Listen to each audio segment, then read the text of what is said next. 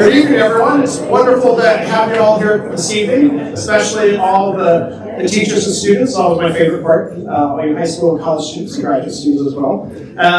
I should say it's truly a delight tonight to have two people with such incredibly high levels and many, many years inside our intelligence community and also inside the White House in our work as a U.S. foreign policy. Former Director of Central Intelligence Agency, John Brennan, and former Director of Intelligence Programs at the National Security Council, Stephen Slick. And before we begin, I would like to thank our sponsor this evening. Besides this beautiful building, incredible room, Energy Bank is a wonderful sponsor of the council, and I'm delighted to introduce a longtime supporter of the council and a longtime board member, TJ Ragusa.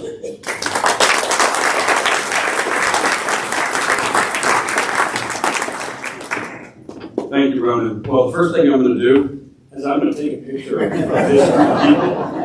this many people in this room for a long time. So it's great.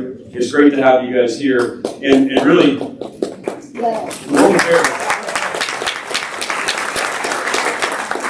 we built Amity Tower in 2017, this is exactly the kind of event that we had envisioned for having a space like this, and so that we could connect and bring people together in our community, really to talk about things that are important.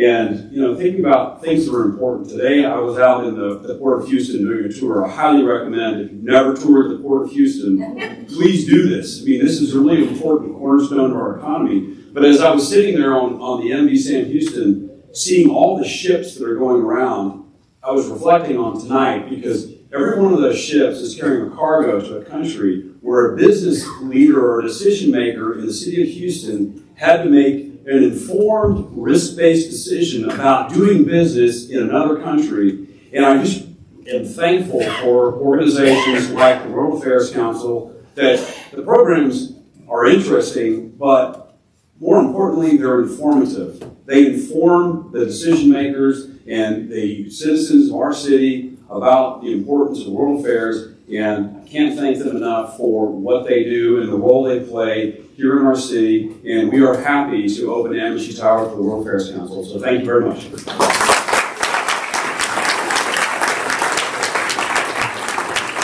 Thank you, and I'd also like to thank Jennifer Smith of JMS Arbitration. Jennifer, are you here yet? Great, thank you very much, Jennifer. Another wonderful, longtime board member of the council. Thank you for all that you do and have done for the council. Before we get to tonight's program, I just thought I'd let you know a little bit about some of our upcoming programs. They're evolving all the time, but two of note, of interest, at least for myself at least.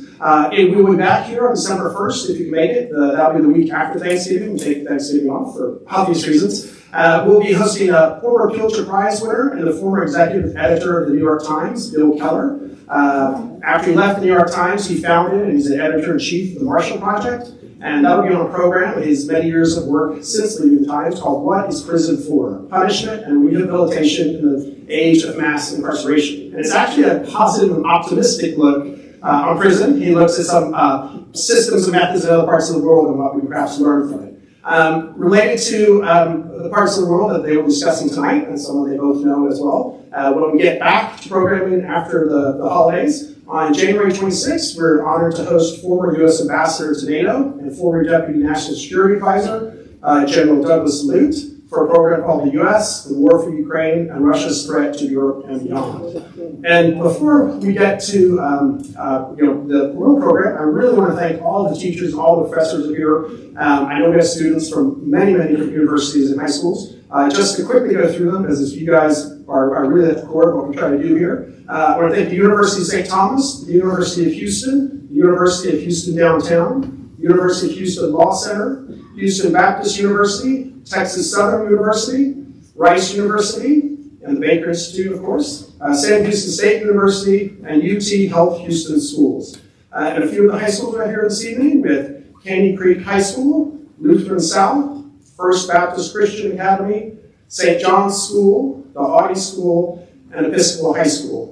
And lastly, I would just like to welcome someone that a lot of you may already know. For any of you who are already members of the Baker Institute, they do incredible work, incredible events, and have some of the finest analysts and experts and fellows creating policy and analysis we have in this country. Many of them have been great speakers here at the council for many years. Some of you may already know him, but if not, I'm delighted to introduce the new director from a few months ago of the Baker Institute at Rice University, Ambassador David Satterfield.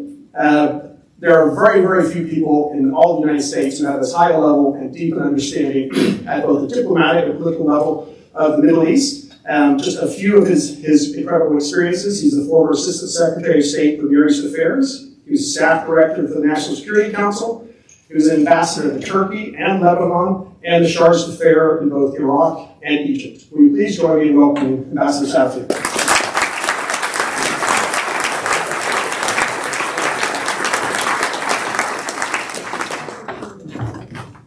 Let me first join in the chorus of thanking the World Affairs Council. They are a wonderful group. The ability to draw the type of speakers that they do for events as well attended as this is a tribute to a lot of effort that goes into the preparation, the planning for things that are of interest to, of value to the citizens of Houston, the citizens of Texas.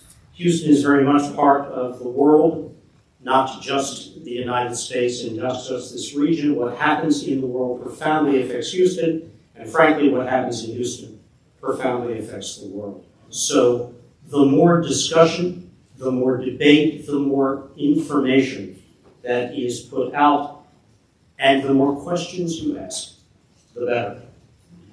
It's my pleasure this evening to introduce two old colleagues and friends. Before coming out, I was just discussing with Director Brennan whether we both came in to the agency at the same time. We figured out I came in some months before he did. I unfortunately, or perhaps fortunately, took a different career direction and went to the State Department early on. But John had an extraordinary career, not just with the CIA for 25 years, but also as the founder of and first head of the National Center for Counterterrorism, the NCTC. He played a vital role in the post-9/11 preparations of the United States and the intelligence community for better understanding the terrorist threat posed to the United States and working on a better set of resolutions for those challenges, for those threats. That was extraordinary. He then went on to become the senior advisor to the president for Homeland Security Affairs, and then became director from 2013 until 2017, the fifth director of the Central Intelligence Agency. In all of those positions, John had an absolutely extraordinary impact, both then and now, on structures, on institutions, and on the vital work of the intelligence community. And I will permit myself one comment. The agency is committed to truth. In the entrance atrium to the CIA building in Langley is the inscription, know the truth shall set you free. It's facts. It is the best possible assessment of those facts and the constant reevaluation of facts that drives the fundamental work of the U.S. intelligence community. It's the work of the Baker Institute as well. We are an evidence-based, fact-based, nonpartisan center for analysis and recommendations for policy.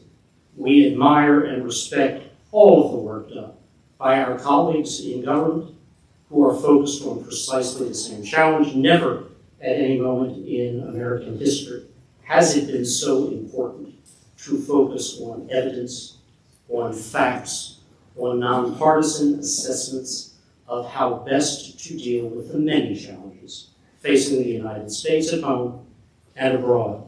And here too, John has been a champion for truth spoken to power, for the value of facts in the face of cant and political rhetoric, and it's something very much needed, very much valued. Steve Slake is another colleague and friend. We've had the pleasure of serving together in a variety of different roles. Steve is an extraordinary officer. He was director and senior director of intelligence programs at the National Security Council, a quite significant position in terms of the advice presented to the president, the connectivity with the national intelligence community that the senior director provides. Steve went on to be multiple chief of station overseas, the most significant role overseas that agency personnel in the clandestine service can play. I can attest to the extraordinary collegiality that Steve displayed under challenging circumstances overseas. He was always accessible. He and his team were always there to help in the roles that I played overseas. So I encourage you to provide a welcome to two individuals who not only have performed in Washington, but have Texas connections.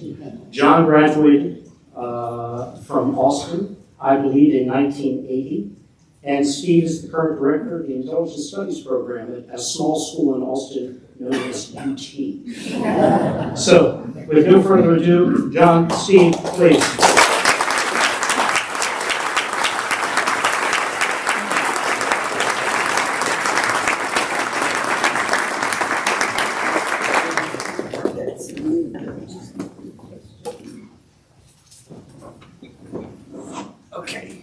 Off we go. Good evening, what a great room. I appreciate that kind introduction from my friend David Satterfield and the terrific turnout from all of you tonight to come hear Director Brennan and what he has to share with you. Thanks also to the World Affairs Council for organizing the event. And finally, in front of witnesses, I want to say thank you to John because, as David mentioned, John is an alumnus of the University of Texas at Austin and has been a loyal alumnus in it since his retirement from government the second time. He's come back and been a regular figure on campus. He's a senior fellow and an advisor to our Intelligence Studies project, and he puts in countless hours of work dealing with our students. We're going to work him tomorrow and Friday before we let him go back to Virginia. I think you're going to 3 or 4 classes, a couple of breakfasts with our fellows, and he's a tremendous inspiration, source of information for our students, so we appreciate that, John.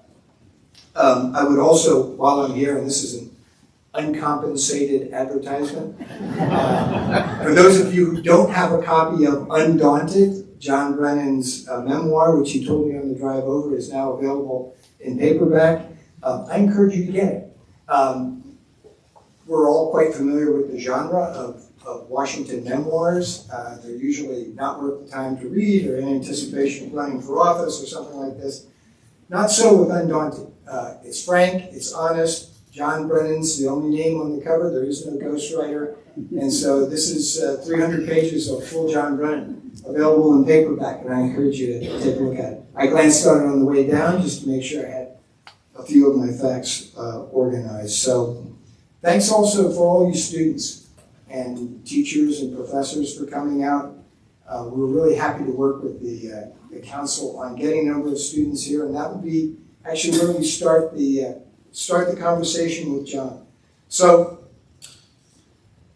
John, the question is, we deal with hundreds of students up at UT Austin, many of whom think they might enjoy or be well suited for a career in national security and intelligence. In some cases that's true, some cases that's not. But they have a difficult time thinking about it when they're only 18 or 19 years old. They can't quite imagine the path, right? What leads them into a full-time job in an organization as elite and unique and special as the Central Intelligence Agency. So I'd like to ask you to share your path. It might be inspirational or daunting to some people in the crowd. So this Sandlot baseball player, as one of your chapter titles implies, a Jersey boy through and through, son of immigrants. What's the path? What's your journey that took you to public service, to work in national security and intelligence, and ultimately to be the director of the CIA? Okay, Steve, well, thank you. And thank you to the World Affairs Council. Thanks to everyone here tonight. Appreciate your attendance, and congratulations on your World Series. I must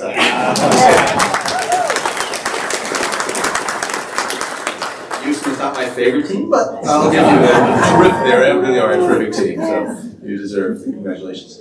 As Steve mentioned, I'm a son of an immigrant, grew up in Jersey. I never thought that I was going to go to the CIA or be the director of CIA. In fact, I was destined for the priesthood early on. I was planning to be the first American pope, in fact. That really didn't work out. But my father, who emigrated from Ireland in 1948, he would regale my sister and brother and myself with stories about Ireland. I was just fascinated by another culture, another country. But also, he really instilled in us just how special it was to be an American citizen. Because he had to come here and became a naturalized citizen. And he would be angry when people would take their American citizenship for granted, believing that this is the greatest country in the world. And he said, many Americans don't really understand just how special this place is, that people strive from all across the globe to come here. And so, again, early on, I think I was instilled with this wanderlust to learn about the world, but also to try to give back to this country. So, through a series of events, going to Fordham University of New York, spending some time overseas, went to the American University in Cairo my junior year. I was tired of commuting back and forth from New Jersey to New York. And that was the first time I was introduced to the Middle East and took some Arabic. And then after graduating undergraduate school, I went to Texas. I was in the doctoral program. And in fact, one of my fellow graduate students at the time was here tonight. He's a professor at Rice. But I got out with a master's because the agency offered me a job. I had filled in a application that I received from the CIA after I sent in my brief resume in response to a New York Times ad that was in the paper. So the CIA took a chance on me, and I thought that the CIA would do the two things for me, which was to allow me to understand more about this big, beautiful, diverse world of ours, but also then would allow me to give back to this country by serving in the Central Intelligence Agency, which I believe then, and even believe more strongly now, is really so critically important to keep this country strong and safe. And that was in 1980, and then was able to make a career out of it. And it was one of the best decisions I made in my life, being able to, again, experience what it was like to work in an organization that truly is dedicated, as David was saying, to ensuring that we really can try to uncover the truth so that our governments and our policymakers are able to figure out how to navigate the many challenges that we face in this world. Thanks, Jeff. So it's not true that you read this advertisement on a bus on your ride to Fordham? No, well, it is true. But it was in your newspaper, it wasn't posted on the bus? No, it wasn't posted on the bus. It was in the New York Times. I was reading as I was commuting to Fordham, and I saw that, and I didn't know what I wanted to do with my life. I thought about law school, but then I said, this looks interesting, and again, sent in my brief resume and went for an interview, first in New York, and then went to Washington for a battery of interviews, including polygraphs, as you well remember, and medical interviews and psychological interviews and whatever. And then they decided to offer me a job. What's funny is that I had told people before I went through this series of interviews that I had applied to the CIA. I was really excited about it, and it was in North Bergen, New Jersey, where I grew up. That was a big deal, my family and friends. And so after I go through this battery of interviews, and they tell me, well, it looks as though you're going to be continuing along the process of employment.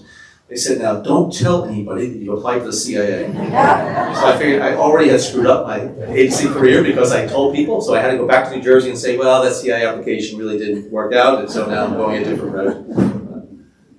Good cover story. Terrific. So in a fast forward, ultimately you're the director of the Central Intelligence Agency. You're looking out over the workforce. You're trying to ensure that the most talented and suitable and most likely to succeed the applicants find their way through the door. What kinds of, for the students again, what kinds of skills, what kinds of experiences, what kind of personal qualities would you say are appropriate or ideal for an intelligence officer? In other words, if you were responsible for the recruiting, and you were, what are you looking for? Well, I think a couple of things. One, we want to make sure that the individual is of outstanding character. Because these are individuals that we're going to be welcoming into the agency and sharing this country's most sensitive secrets with. So you want to make sure that the person has those personal characteristics and traits that you're going to be able to trust them, to be able to keep those secrets and to ensure that they are able to carry out their responsibilities with integrity. But also, I think the CIA had a reputation, certainly in its early days, of being white male and Ivy League types.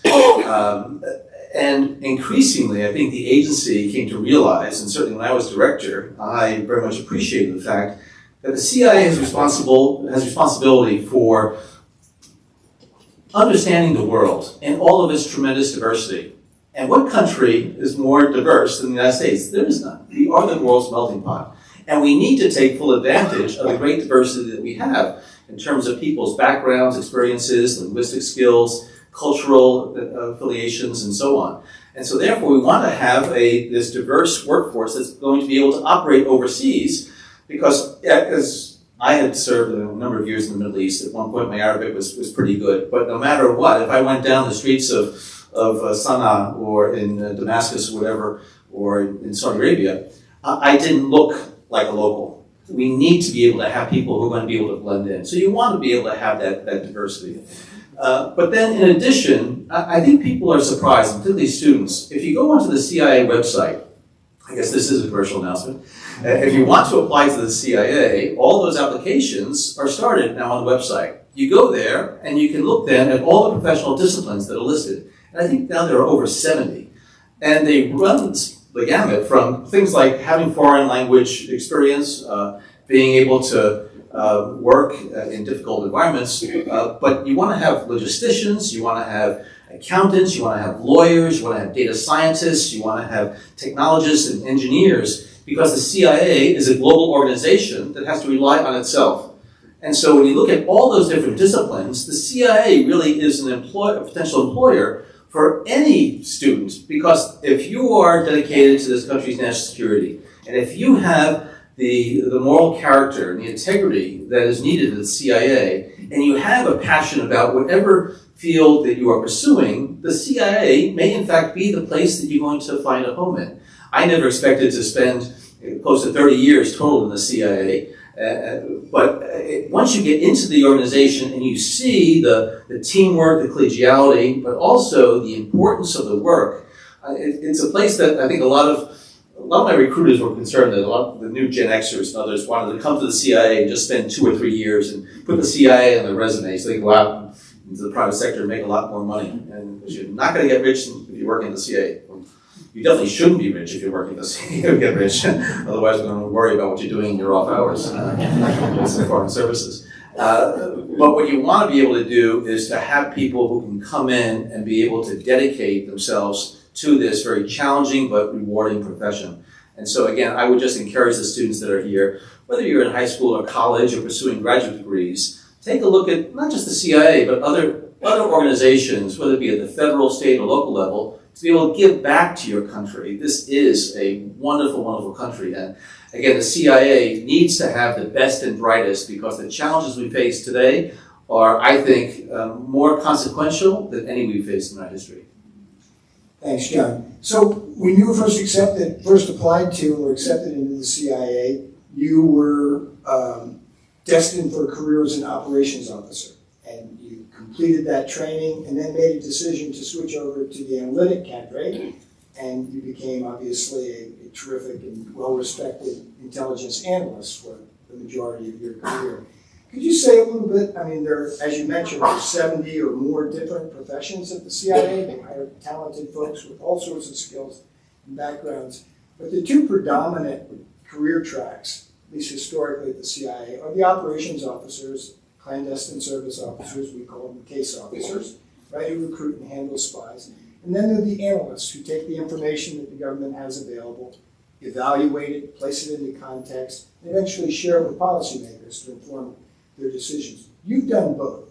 You've supervised both. Could you say a little bit about those two very unique, very strong cultures and how you bring them together to produce the kind of intelligence that the president should expect? Yeah, the CIA case officers, and Steve spent most of his life as a case officer. These are the dedicated CIA officers who really go out around the world to be able to identify those individuals who are willing to support and provide information and intelligence to the United States government because they believe in this government. It stands for something. It's that shining city on the hill that if they're working in places overseas where authoritarian regimes are in power, they want to be able to ensure that the United States is going to be able to not just thrive in the world, but be able to, in fact, shape the future of the world. So Steve and others will go out and to recruit individuals and to handle them in very difficult situations because the local governments, the local intelligence security services, are looking for people who basically are committing treason against their country, supporting the United States. And so they are the ones who are going to be getting those documents that the agents, the assets, are going to be able to acquire. They get the information that an asset, an agent that they recruit will be hearing, that the leaders are talking about. But they also are individuals who will try to assist some of our technical folks be able to place devices at different places so that we have literally some ears overseas. And so they are the ones that really are at that pointy tip of the spear overseas that are trying to understand what's the next move by some of our adversaries. What can we ensure that our policymakers know about Mr. Putin's plans, for example, when he was going into Ukraine? And so those case officers, the operations officers, they basically are the heart and soul of the agency, which is one of the reasons why the agency was created 75 years ago, so that we could have this capability overseas, the clandestine service. Analysts are the other sort of primary role within the agency. You get different information coming in from different sources, maybe from human sources, maybe it's from different types of technical collection systems, intercepted communications, satellite imagery, sensors, other things. And sometimes all that information is not consistent with one another. And so the analyst's job is to try to make sense out of this pool of information that comes in so that they can tell the president, the National Security Council team, and others exactly what we believe is happening overseas. So I think over time, the operations officers and the analysts have been working much more closely together over the years. For example, in Afghanistan, when the CIA had a very large presence over there, you had a lot of case officers, you had a lot of paramilitary officers from CIA, you had a lot of analysts, you had a lot of technical engineers and others in order to carry out the intelligence role and mission. Because a lot of things that the CIA does are with our partners overseas. As good as CIA is, CIA has responsibility for engaging with foreign intelligence and security services so that we can work together. And we have a lot of very close partners around the globe. Thanks, John. Now you get to witness why John's such a popular lecturer and professor when he appears in our classes. You're good at this. So you mentioned, well, I was trying to think on the bus ride down whether, what one word would be that would characterize your career. You chose undaunted. We can talk about that a little bit later.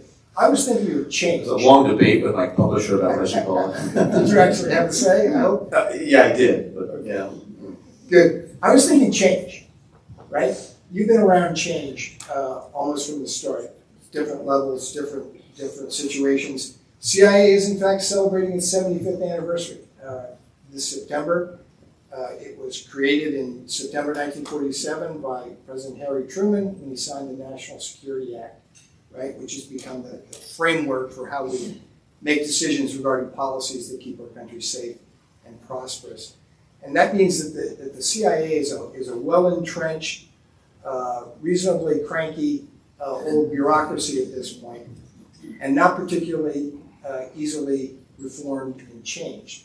Now, the most recent major reforms we had were in 2004, in the aftermath of the 9/11 attacks, when they created the National Counterterrorism Center, the Office of the Director of National Intelligence, mandated intelligence sharing between different agencies to prevent a second catastrophic attack on the homeland. You played a central role in all that. Would you talk a little bit about the response of the CIA to the 9/11 attacks, the Terrorist Threat Integration Center, which you were responsible for shaping and leading, and also the National Counterterrorism Center, of which you're the architect. So tell us about those efforts to change an institution that had been relatively stable and settled in its ways for many decades before that shock. The CIA was ringing the alarm bell in the months and weeks and days before 9/11 because as a result of the collection activity that we were engaged in, as well as the analytic work, we knew that Al-Qaeda was planning a major attack against U.S. interests. We didn't know exactly when or where or how, but we knew that it was looming. And so when the 9/11 attacks occurred, I think the CIA felt a special responsibility, in fact. Not that we were responsible for the attacks, but we felt as though one of our major missions at the CIA is to prevent such devastating attacks, particularly on our homeland. And so after 9/11, it was decided by President George W. Bush that we needed to try to change the U.S. government's counterterrorism community and environment. Because you have the FBI, you had CIA, you had NSA, the National Security Agency, you had other agencies that were collecting information, but they weren't always sharing it. Sometimes they weren't sharing it because they kept intelligence to themselves, and the cultures, in fact, led them to do that. Other times, the mission architecture and the IT architecture did not allow for that type of sharing of information. And so President Bush then asked me to stand up what was initially called the Terrorist Threat Integration Center, is now called the National Counterterrorism Center, where you would bring together all the different elements involved in counterterrorism. The experts, the databases, the networks, the systems, the authorities, the expertise, and try to ensure that a more integrated entity is going to have a better chance of being able to correlate bits and pieces of information. So if the CIA collects some foreign intelligence from overseas about an Al-Qaeda member who is trying to, in fact, commandeer an aircraft, but they don't know where or when that's going to happen, and the FBI collects information about that same individual who happens to be in the States, but those two bits of data never come together, you really then have undermined your ability to create new knowledge and then to take the actions that you want to. And so in the aftermath of 9/11, the National Counterterrorism Center construct was designed to be able to have a better opportunity to be able to integrate capabilities, data, systems, expertise, and to be able to correlate the data so that you create new knowledge, which is going to be able to help you prevent those additional terrorist attacks. So prior to 9/11, I think we were much more vulnerable to the types of attacks emanating from overseas because of this very disparate architecture at the federal level of the counterterrorism community. Since then, over the last 20 years, there is much greater collaboration, coordination, and sharing of intelligence information between the federal agencies. But we also have to not just do it at the federal level. You want to make sure that the state and local officials are also going to be able to benefit from the intelligence, the analysis, the information you're able to collect. So it really is quite challenging, particularly in a country this size and a government of our size, to be able to design that system so that you're able to optimize the capabilities that you have, the information you're able to uncover to ensure that you can take the appropriate actions to be able to prevent attacks. Intelligence is not an end in itself. It is something that is going to be used as a tool to stop an attack, to empower a policymaker, to be able to ensure that we're able to be as best informed as possible in order to safeguard our national security. Terrific. So that's an incredibly important piece of change that you led in the aftermath of the 9/11 attacks. 10 years later, you returned to the CIA as the director. 2015, you commissioned a group to take a look at the agency, at its organization, functioning, and effectiveness. They come back to you with some recommendations for significant change, and you institute those. This is the creation of the mission centers, of course, and the new directorate for digital innovation. What was the problem that was diagnosed that you were solving? Well, I'm a proud liberal arts major, but I'm a great admirer of systems engineers because I think particularly in this day and age, and a technologically driven environment, fast-paced environment, the real key to success is being able to, again, configure your organization or your processes in order to ensure that you get the most out of it so that the whole is more than the individual parts. During the 1990s, I was very impressed by what the Department of Defense did with something called the Goldwater-Nichols Act. Until then, the U.S. military services were operating basically independently, or at least very autonomously. And there wasn't the integration within the U.S. military. The Goldwater-Nichols Act created these integrated commands. So, for example, when you have European Command or Central Command, you bring the Marines, the Air Force, the Army, and the Navy together under a unified command. I thought that was really a good way to ensure you're able to optimize the capabilities of the individual services and make sure that they coordinate and integrate their activities. So when I was named to be director of CIA, and I had worked at the CIA for 25 years, I knew it well. I had worked at the White House for 4 years. I was on the receiving end of a lot of their intelligence. I knew CIA's strengths as well as its weaknesses, and I felt that the construct of CIA basically was the same since 1947.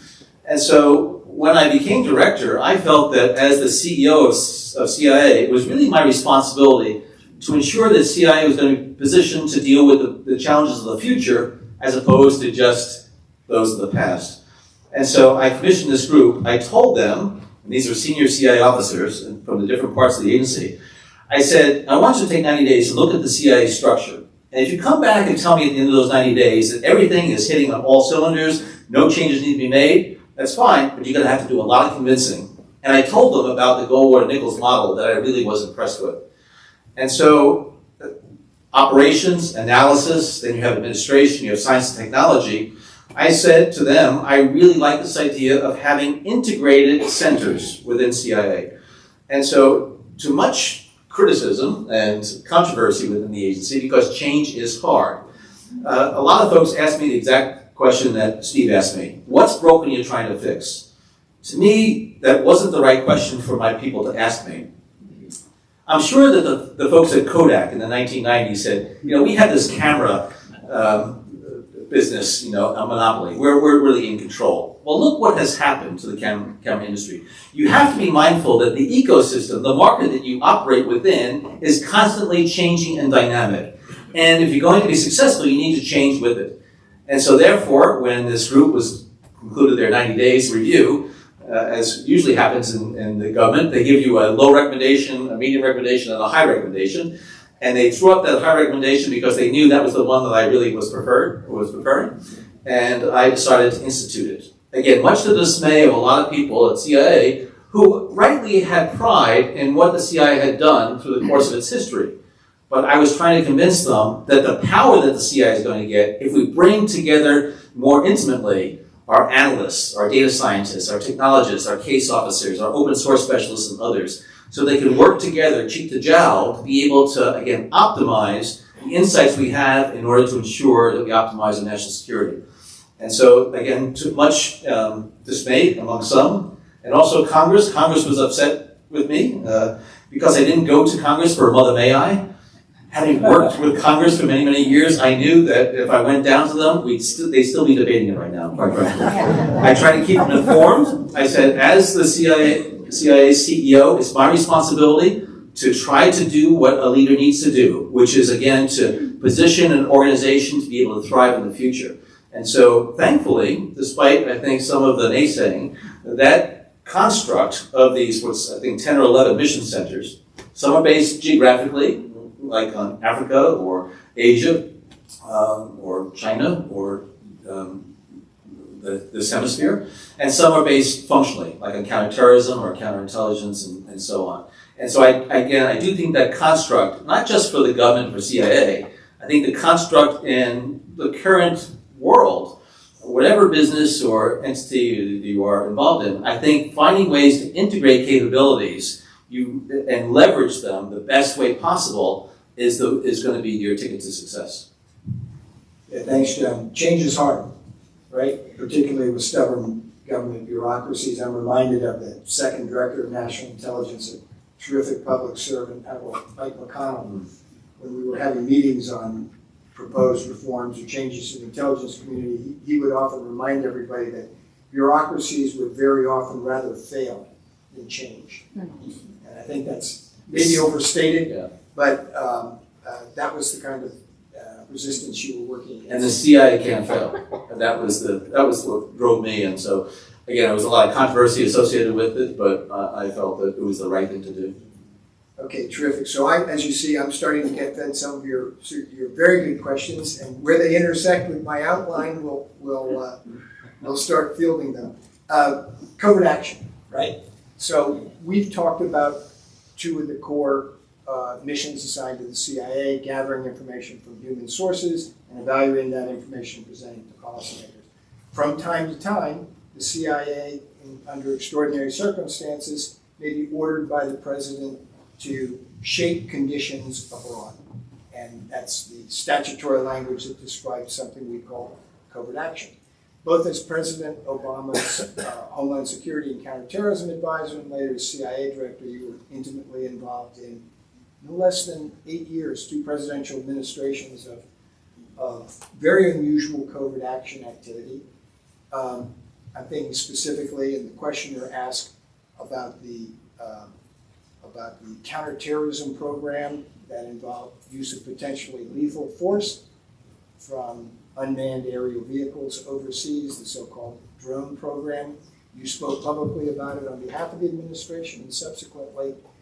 How were those decisions made inside the Obama administration? Because now we're looking at a situation where that tactic in the war on terrorism has now been prosecuted, been used by 4 different presidents from both major political parties, and it's become institutionalized very much in our foreign affairs and our foreign policy.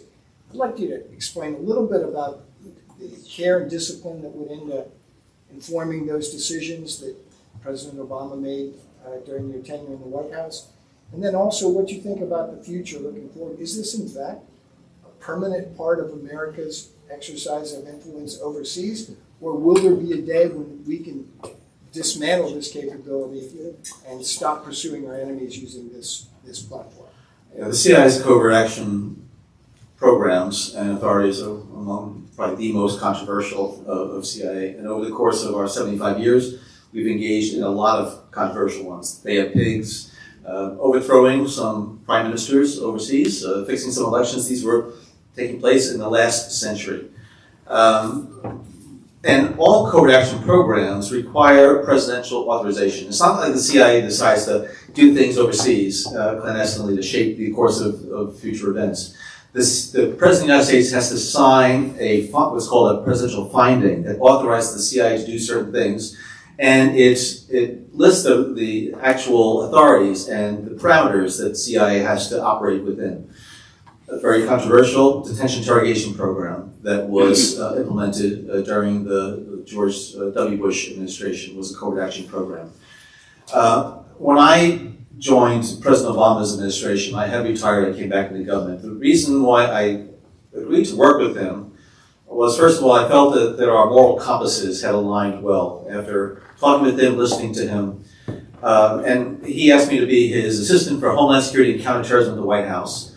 So all of the requests and approvals for taking lethal action against terrorist organizations with drones, predators, whatever you want to call them, had to come through me. I never thought I would have that responsibility. And I remember having many conversations with President Obama about what the criteria need to be before we would authorize such a strike. And we agreed that we would only take those strikes or authorize those strikes if there was no other way to prevent a terrorist attack from taking place or no other way to take a senior Al-Qaeda or terrorist leader or operative off the battlefield.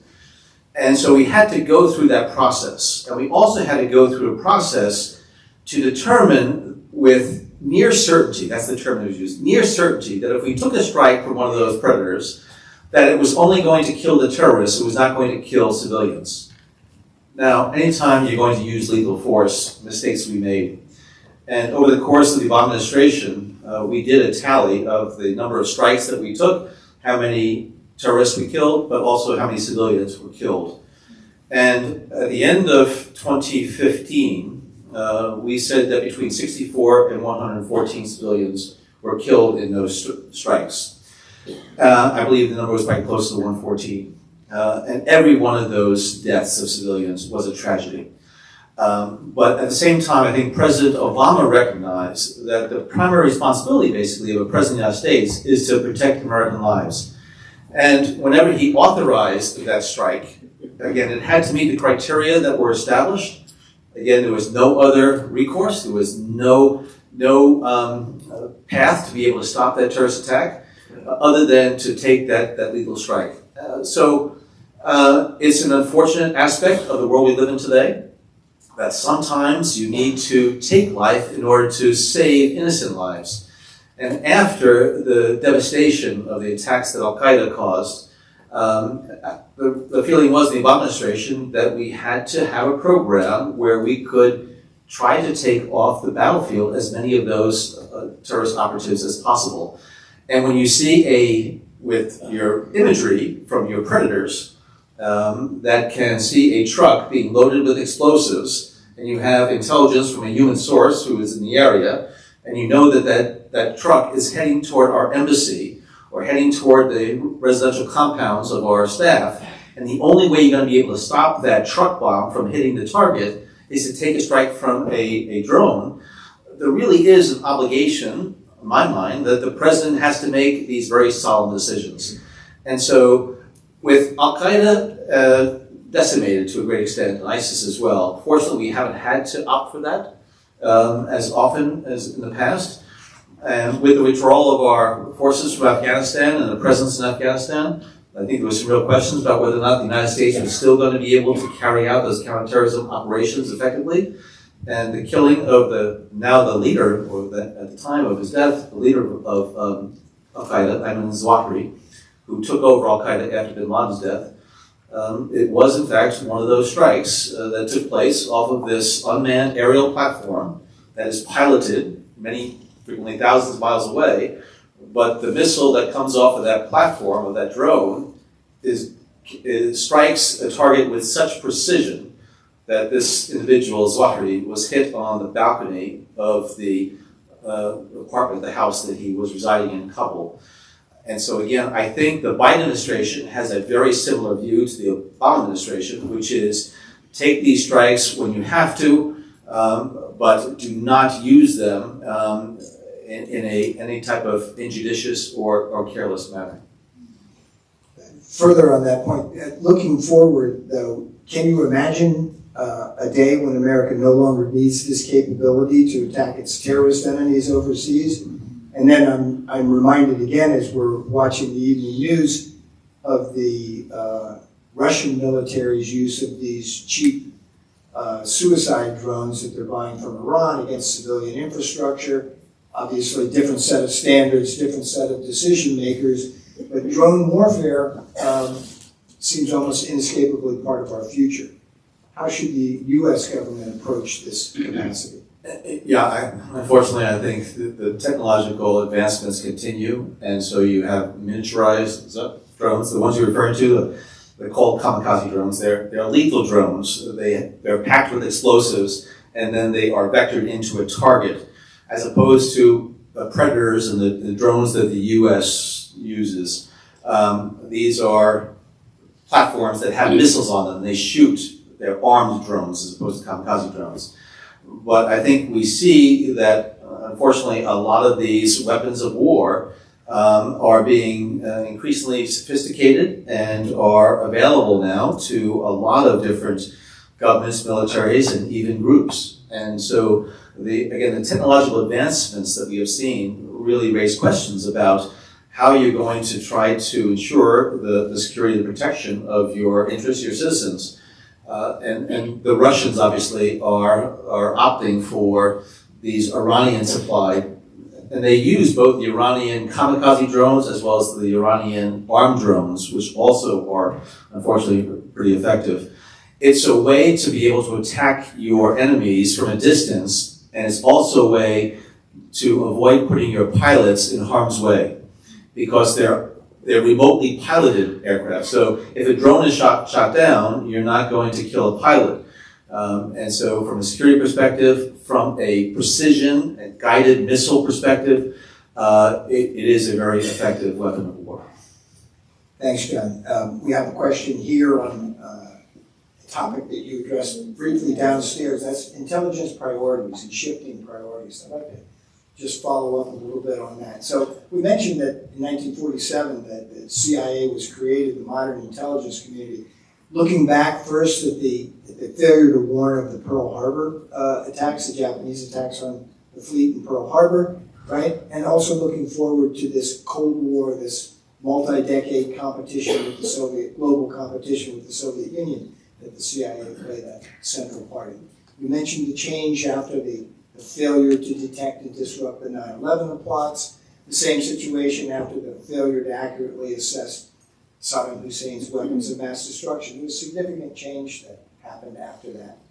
Now, what the administration is trying to do now, though, without the impetus of a major failure of a national crisis, is shift the priorities. After 2 decades of countering countering terrorists, which you described specifically here a moment ago. Now they're asking the administration, appropriately, is asking the intelligence community to shift its priorities towards peer and near-peer competitors to better understand the threat potentially posed by China or Russia or maybe a regional power like Iran. This is hard to do. What are some of the considerations as an intelligence leader you look at when you're trying to shift focus and not create exposure or vulnerability in other places while you're concentrating on something that the president feels is more important? Yeah, there are all different types of threats and concerns. There are the near-term concerns and threats. Terrorism frequently falls into that bucket, but you also be worried about what North Korea is doing as far as its missile development program and nuclear programs there. Iran, Russia, Ukraine. And so you need to make sure that as an intelligence leader that you're devoting the appropriate resources and personnel to ensure that you're able to deal with those near-term threats.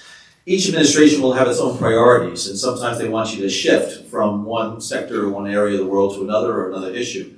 But the intelligence community really has to be also able to anticipate what is coming down the pike, because it takes not just a lot of investment, but it takes a lot of time. You have to train those specialized individuals, either in certain technologies or certain types of linguistic skills, a certain area knowledge. You need to be able to put people on the ground so that you can have time to develop area familiarity, so you're able to identify individuals who might be willing to work with you. So it takes a lot of advanced work. And each administration, when they come on board, they do a review of the national security posture and they come out with a national security strategy. They also do a review each year to see what types of adjustments need to be made. It's really, really difficult because you have this very large intelligence community and with a lot of people, a lot of technical capability, and you want to make sure that you're able to balance your investment to be able to take care of the near-term concerns and threats, the medium-term, as well as the longer-term, as well as those unanticipated issues and concerns. I was at the White House when the Arab Spring all of a sudden happened. And we were immediately engulfed with trying to figure out what was going on in so many of these Arab countries and deal with this rolling fire that was taking place across the Middle East. And that takes a lot of intelligence work and capabilities to be able to collect intelligence about what's going on, to be able to work with the local intelligence security services, be able to make sure the president is kept fully informed. So a lot of those unanticipated developments or things that just happen really do tend to interfere in your long-term plans about how you're going to allocate your resources. And it's one of the, I think, the key features of good leaders to be able to ensure that they're not just going to pay attention to one group of issues or threats. When I retired the first time back in 2005, because I wanted to see what it was like to earn a living outside of the appropriations of Congress, and so it was an eye-opening experience for me. But I wrote an editorial, I think it was in the New York Times, and I was equating the intelligence community at the time to performing a little bit like 6 or 8 year old soccer. There's a lot of legs that were running around, and a lot of them went to one part of the field because that's where the ball was. But you have to make sure that you don't put everybody to one side of the field if you're in the intelligence community. That something may be a backwater today, but it's going to be a priority tomorrow. And so you need to make sure that you are taking care of all the parts of that global field to ensure that you're not going to be blindsided, because that's what intelligence is supposed to do. Give us the heads up that something is of concern and something is going to be a threat to U.S. interests so that we're able to respond as quickly and as soon as possible. Yeah, thanks, John, for that. We're going to come to a close here in a moment. We open this evening's conversation with a message for our students, hopefully a positive, hopeful message that there might be a career for you in U.S. national security intelligence, or at least in public service more broadly. And so I think we should probably close with a student question. And because this is so carefully crafted and so skillfully crafted, I'm going to read it verbatim. This is from Daria. So here goes your question. Thanks for the neat handwriting, by the way. That's another trait we want in CIA. Yeah, you'll never make it in intelligence if you can read your handwriting. With a lot of the original intelligence apparatus being centered around countering foreign threats, how are these agencies reorganizing to deal with the internal ones, for example, that are especially worrying, such as the January 6th insurrection on the Capitol?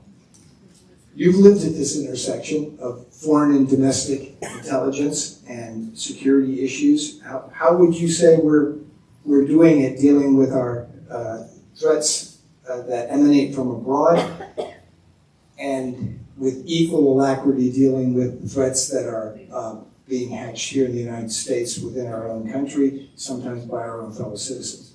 Yeah, it's a real difficult challenge. The CIA's mission is foreign intelligence. The National Security Agency's mission is foreign intelligence. The CIA doesn't collect against U.S. persons here or on U.S. soil. And so dealing with terrorist threats that are emanating from overseas, I felt, as difficult as it was, and once we were able to integrate the different counterterrorism community entities together, I think we really did quite well. But you are able to stop them overseas before they get into you in the States. That's why TSA folks do a great job. Anytime you're at an airport and you go through the magnetometer or whatever else, and they look at your suitcases, I know a lot of people, sigh and huff and puff, but thank those folks. They are really keeping us safe, and they're doing a great job at it. So the domestic challenge here, and with domestic extremism, and January 6th, I think, is a good example of that, it really creates a real challenge for those domestic agencies, Homeland Security and law enforcement agencies, because the individuals who are involved in these things, the perpetrators of this type of domestic violence, are mostly, if not all, U.S. citizens. And they are granted certain rights and liberties and freedoms as a result of our Constitution and their U.S. citizenship. And so the law enforcement community has a really difficult time to try to ensure that you're able to identify the beginnings of some type of violent activity, because a lot of things that people do or say are protected by your freedom of speech, which we want them to be maintained for all of us. And also, the people who are carrying out some of these activities are already in our midst. It's not as though we can stop them at our borders. And so I do think that it's incumbent on a number of folks, including public officials, to be able to try to bring down the language and the emotions.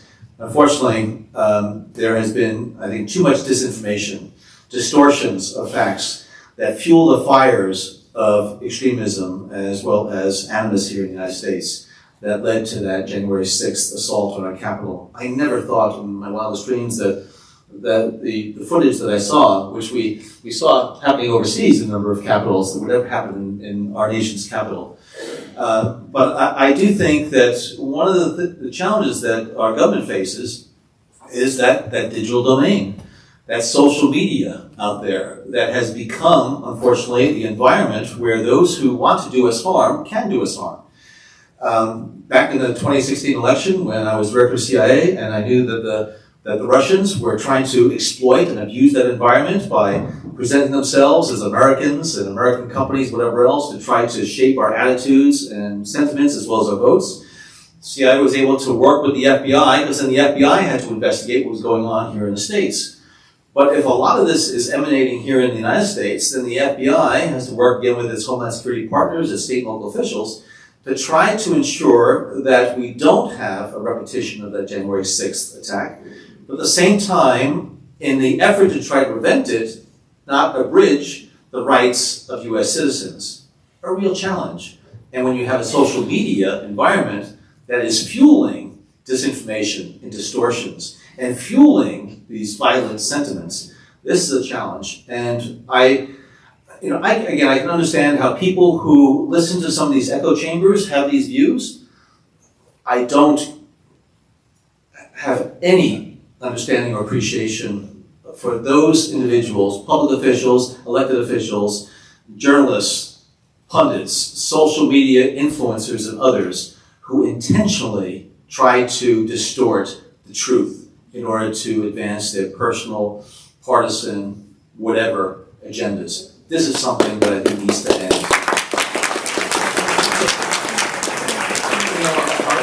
Our officials who are trying to keep us safe and sound, our good colleagues at the Bureau, at Homeland Security, our local police, Houston Police, and others, who are doing their very best to make sure that this country stays as strong and safe and secure as possible. They really need, I think, our support, but at the same time, I think we have to call out those who are really trying to, again, stir the pot here in the United States, divide us, polarize us, because that is what, in fact, I think is the greatest threat to our democracy today. It's not the Russians or Chinese, although I'm very concerned about them. It is those divisions within our country that really are undermining the foundation stones of this great democratic republic of the United States of America. I believe strongly in American exceptionalism. Not because we're better looking or smarter or more intelligent than others.